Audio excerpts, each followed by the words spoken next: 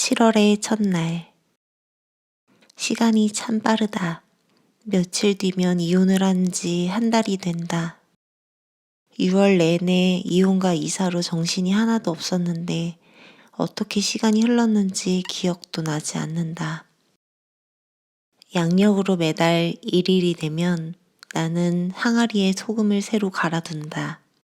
미신이나 종교적인 의미보단 한 달을 새로 깨끗하게 보내자라는 다짐과 기도와 함께하는 나만의 전환 방법이다. 소금을 갈고 나면 온 집안의 창문을 활짝 열어두고 대청소를 한다. 그러고 나면 왠지 마음도 깨끗해지고 정결해지는 기분이 든다. 장마라서 그런지 계속 몸이 피곤한 느낌인데 오늘은 유독 몸 상태가 좋지 않았다. 오늘은 대청소 말고 간단히만 청소해야겠다. 혼자 사는데 몸이 아파서 서럽단 것은 사실 옛날 말 같다. 요즘은 손가락 까딱하기만 해도 장도 볼 수 있고 먹고 싶은 음식도 먹을 수 있다. 집이 좀 지저분한 거야 며칠 참고 괜찮아지면 그때 하면 되는 것이고. 결혼 전 나는 오랜 기간 동안 거동을 못할 정도로 몸이 아팠었던 적이 있었다. 그래서인지 병원에 가면 내가 통증을 굉장히 잘 참는다는 이야기를 많이 듣는다. 그랬던 경험이 있던 탓인지 몸이 정말 아파도 잘 참거나 금방 이겨내는 편이다. 몸이 아플 땐 누군가 옆에서 신경 거슬리게 하는 것보단 조용히 혼자서 쉬는 것이 제일 좋다. 집에 있는 동안 내내 이 노래를 틀었다.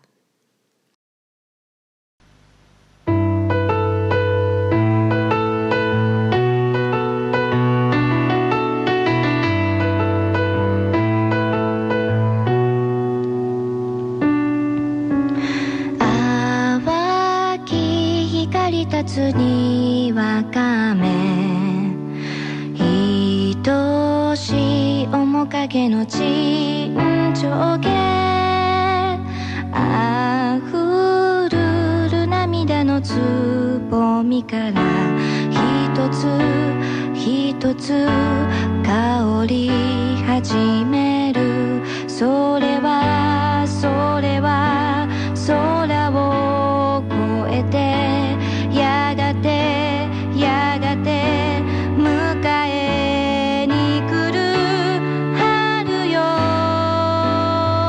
遠き春よまぶた閉じればそこに愛を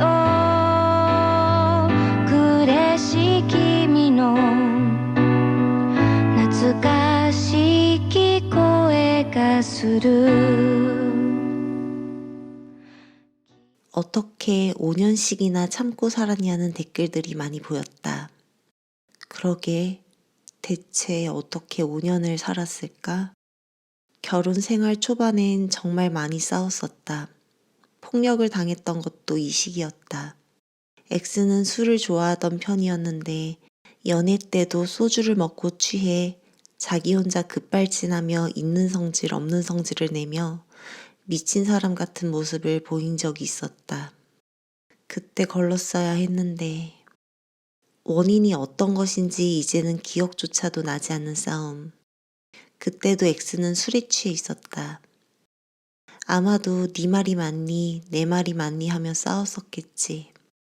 술을 먹지 않는 나는 술에 취해서 했던 말을 또 하고 또 하며 대화가 되지 않는 상황이 짜증이 났고 그 상황을 피하고 싶어서 몸을 돌려 안방으로 가려고 했었던 것 같다. 그렇게 기억하는 이유는 내 뒤에서 X가 뒤통수 옆쪽을 가격했었고 나는 그대로 앞으로 꼬꾸라졌기 때문이다. X는 쓰러진 내 몸 위에 올라타 다리로 가슴을 누르고 손으로 머리를 사정없이 쳤었다. 오랜 시간 생각하고 싶지 않아 꺼내지 않았던 기억이 다시 떠오른다. X는 자기 자존심이 상한다는 이유로 나를 그렇게 때렸었고 잘못했다고 말하라고 강요했었다. 목과 가슴이 눌려 숨을 못 쉬던 채로 컥컥거리며 울면서 잘못했다고 하자 뺨을 손바닥으로 몇 번 후려치더니 X는 앞으로 똑바로 하라는 둥 무슨 소리를 짓거리면서 그제서야 물러섰었다. 몸이 자유로워지자마자 나는 경찰에 신고를 했었다. 경찰들이 집으로 출동했었지만 X는 경찰이 오기 전 집을 나갔다. 얼굴을, 특히 머리를 맞았던 탓이었는지 아픈 건 둘째치고 앞이 보이지 않고 어지러웠었다. 그날 밤 나는 경찰들의 안내를 받아 가까운 여성 쉼터로 이동해 하룻밤을 보냈다. 몸도 너무 아팠고 갑작스럽고 무서운 상황에 정말 정신이 없었다. 집이 아닌 다른 곳에서 잠을 자는 둥 마는 둥 불안한 밤을 보냈고 다음날 바로 일을 하러 갔었다. 그날은 또 마침 TV 촬영이 있던 날이었다. 내 사업장에서 촬영이 있었고 카메라 마이크 설치 후 간단한 리허설이 있었는데 집을 나갔던 X가 소주병을 들고 사업장에 찾아와서 사람들 앞에서 난동을 부렸었다. 방송국 조명과 카메라를 넘어뜨리고 사업장에 물건들을 던지며 사람들과 몸싸움을 했다. 촬영은 그렇게 접을 수밖에 없었고 사람들의 신고로 X는 경찰에게 손을 뒤로 묶인 채 끌려나갔다. 오랫동안 기억하지 않았던 일이었다. 다시 생각해도 내 삶에서 제일 두렵고 끔찍한 순간이었다.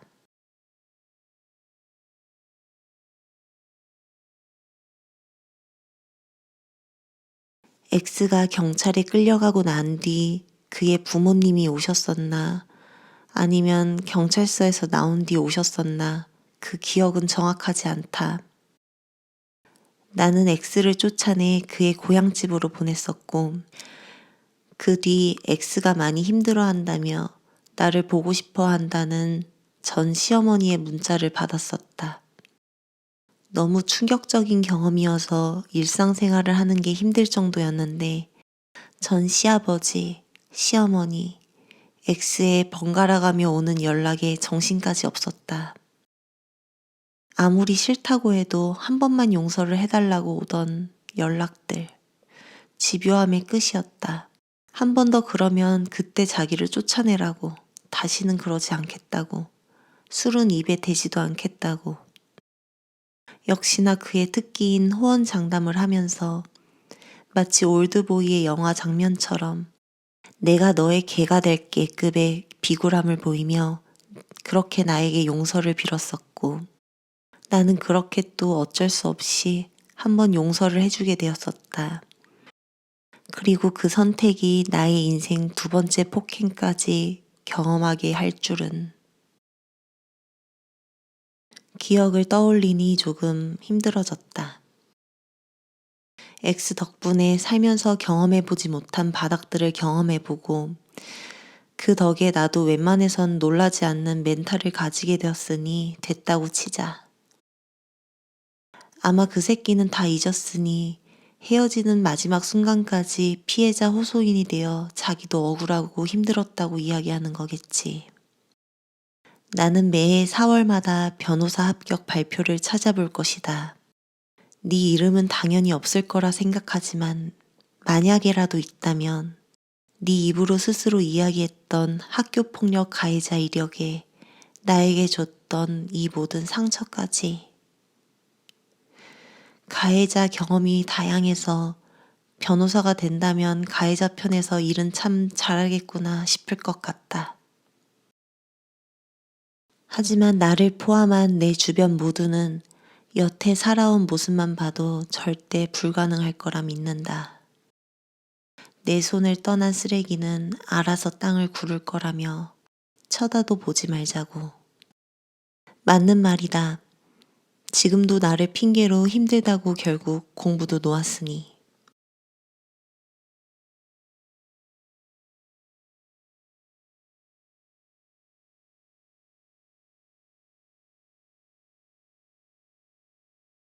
차를 마시니 출출해져서 아점을 먹었다.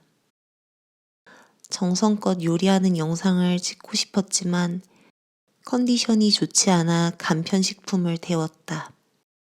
양은 나의 기준으로는 살짝 모자란 듯하지만 맛은 괜찮은 낙지볶음밥.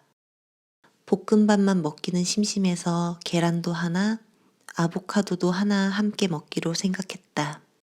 며칠 전에 사둔 아보카도인데 엄청 파랬는데 금방 후숙이 되어 까매졌다. 나머지들은 얼른 냉장고에 넣어야겠다. 아무리 잘라봐도 다른 유튜브에서 본 것처럼 예쁘게 안 잘리는 나의 아보카도. 빨리 간단히 먹으려고 했는데 결국 손이 한 번 더 간다.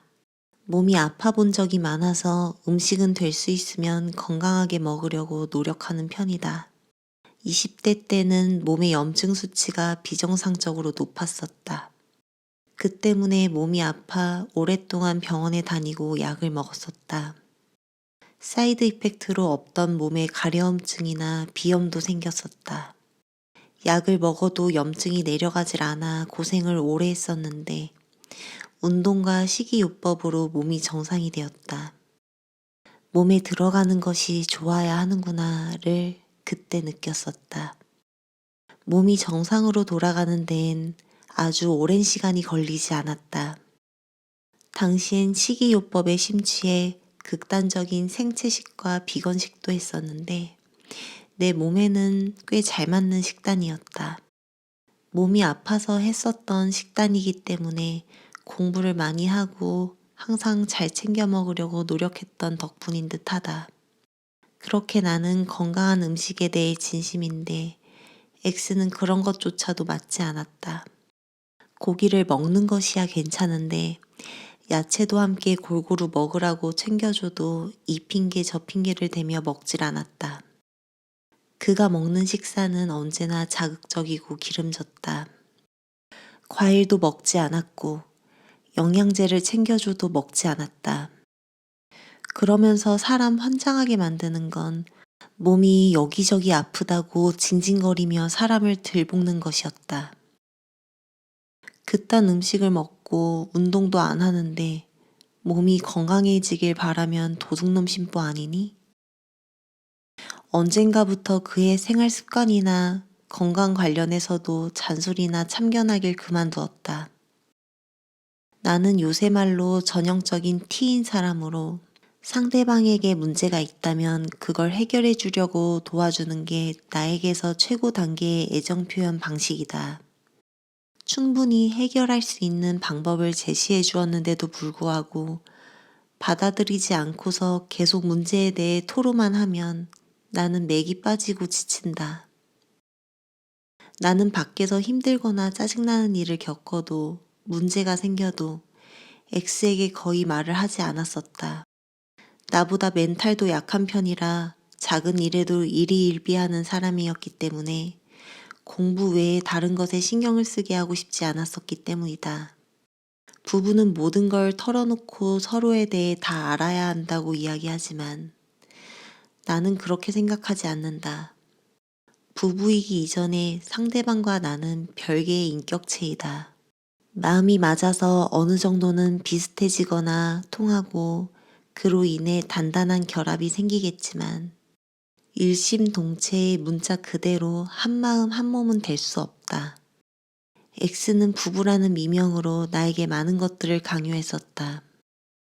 결혼 생활 내내 나를 괴롭혔던 그 수많은 일들이 부부니까 이런 모습 정도는 보여줘도 돼. 네가 이해해줘야지 누가 이해해줘? 라는 생각에서 비롯된 것들이 아닐까라는 그런 생각을 해본다. 물론 나도 사람인지라 X에게 완벽한 아내는 아니었을 것이다. 하지만 나는 정말 최선을 다했고 또 오래 인내했었다. 거의 웬만한 것들은 요구하는 걸 군말 없이 응해주었었고 내가 말을 한마디 더 하는 대신 X가 이야기하는 걸 한 번 더 들어주었다. 어쩌다 가끔 내가 부탁하는 것들, 요구하는 것들, 그것도 심지어 생활에서 너무나 기본적인 것들만 요구했는데 그조차도 지켜지지 않을 때마다 나에 대한 조심이나 배려가 없음을 느꼈다. 이 사람은 나와는 다른 사람이야. 이 사람은 언제든 나에게서 떠날 수 있어. 우리가 함께하는 시간은 영원하지 않아. 그런 생각을 어느 정도 하며 상대를 대했다면 훨씬 더 어려워하고 조심하며 살았을 텐데. 유튜브에서 요즘 자주 보이는 수박 빙수를 해 먹어봤다. 생각보다 강판에 수박이 잘 갈리지 않아서 당황했고, 땀을 흘리며 낑낑대는데 수박을 잡은 손은 너무 시려워서 2차 당황. 강판이 안 좋은 것인가, 내가 요령이 없는 것인가, 여튼 진짜 안 갈린다. 애쓴다 애써. 아, 정말 더 이상은 못 갈겠다. 레몬즙 넣고, 알룰로스 넣고. 맛은 수고로움에 비해 가성비가 떨어진다. 딱 얼려둔 것들만 더 해먹고 더는 안 해먹을 것 같다. 차라리 아이스크림 스쿱으로 퍽퍽 퍼내서 얼음이랑 사이다를 부어 먹는 게 훨씬 맛있다. 청소도 하고 차도 마시고 밥도 먹으니 할 게 없다. 비가 오락가락하며 오는 탓인지 컨디션도 많이 떨어진다. 보통 오전에 집안일을 다 해버리고 오후엔 운동을 하거나 영상 편집을 한다. 최근에는 생각지도 못한 댓글들에 많이 얼떨떨하다. 밥 먹거나 일하는 중간중간에도 댓글을 보러 유튜브 스튜디오를 열어본다. 내 인생에서 이런 관심을 받아본 적이 없는데 자꾸 댓글을 들여다보는 도파민 중독 겨울시. 댓글들을 보고 그동안의 서름이나 힘겨움이 보상받는 것 같아 고마웠다.